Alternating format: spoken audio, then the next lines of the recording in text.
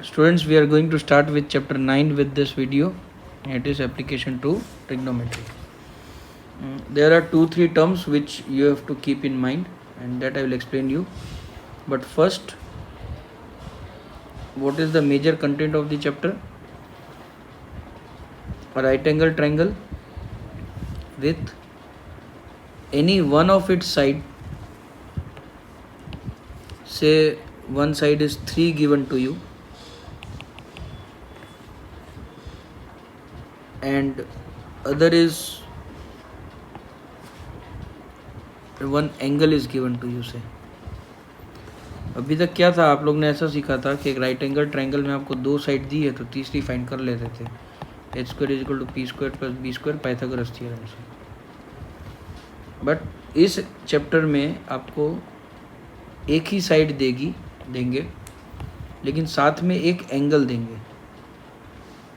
और आपको बाकी के दो रिमेनिंग दो साइड्स निकालनी है. फॉर एग्जांपल ये 3 है और ये अगर 30 डिग्री होता है तो 30 डिग्री के लिए ये एंगल दिया हुआ है, सो ये परपेंडिकुलर हो गया, ये बेस हो गया और ये हाइट हाइपोटेन्यूस, 90 के सामने वाली साइड हाइपोटेन्यूस, तो ये हो जाता है तो अब P दिया हुआ है परपेंडिकुलर और मुझे बेस निकालना है, तो मैं चेक करूँगा कि sine cos tan cot cosec sec में से कौन सा रेशियो जो है वो P और B को कनेक्ट करता है, that is tan theta is equal to P by B. तो मुझे एंगल कितना दिया हुआ है 30 डिग्री, P दिया हुआ है, B निकालना है, निकल जाएगा. So tan 30 degree is equal to P is 3 divided by B, तो हमें ढूंढना है. नाउ tan 30 आपको टेबल से मिल जाएगा, 1/√3 is equal to 3 by B, 3 by B. So B is equal to 3√3 units और centimetre, this is centimetre. Similarly अब आपको H ढूंढना हो तो आप पाइथागोरस थ्योरम लगा के ढूंढ सकते हैं, लेकिन मान लो कि पाइथागोरस थ्योरम नहीं लगाना है, डायरेक्टली H ढूंढना है, H B ढूंढना ही नहीं है, डायरेक्टली H ढूंढना है. तो अब हम ये देखेंगे कि P और H को कनेक्ट करता हुआ कौन सा रेशियो है, sine theta. Sine theta is P by H.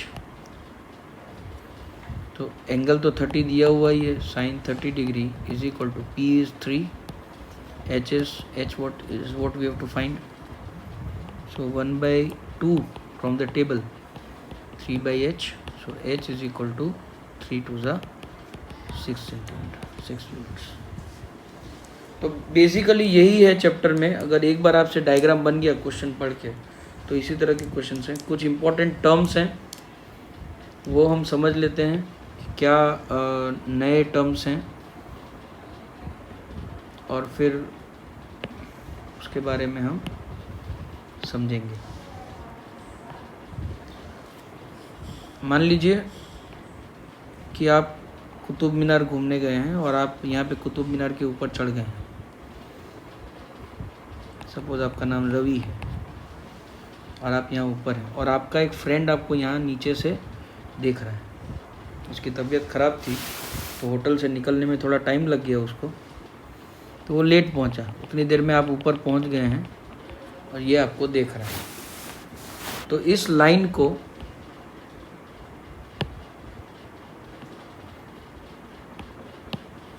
Line of site कहा जाता है.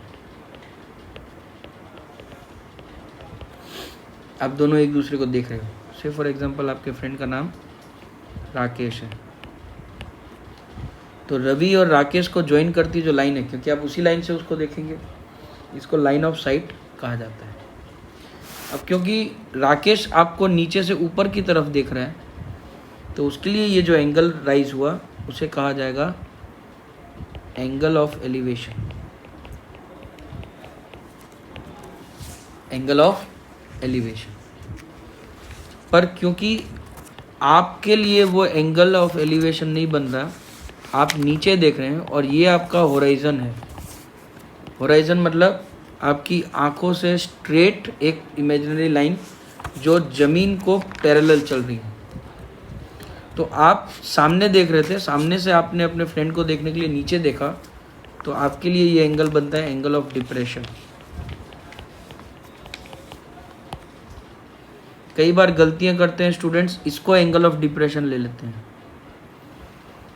ये एंगल ऑफ डिप्रेशन नहीं लेना है। एंगल ऑफ डिप्रेशन लेना है आपकी आंख से सीधा और एंगल को झुका देना है।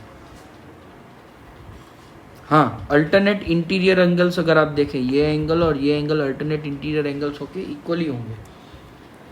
सो एक ही चीज़ है, जिस एंगल से आप अपने फ्रेंड को देखेंगे होराइजन से, उसी एंगल से वो आपको देखेगा।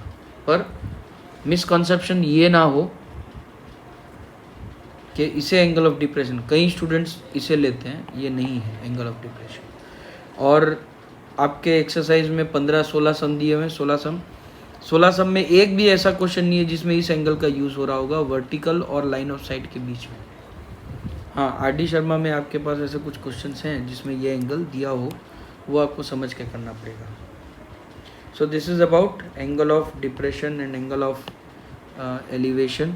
अगर ये आपको समझ में आ गया हो तो हम आगे बढ़ सकते हैं चैप्टर में, वरना आपको थोड़ी सी तकलीफ़ हो सकती है समझने में सब। ओके,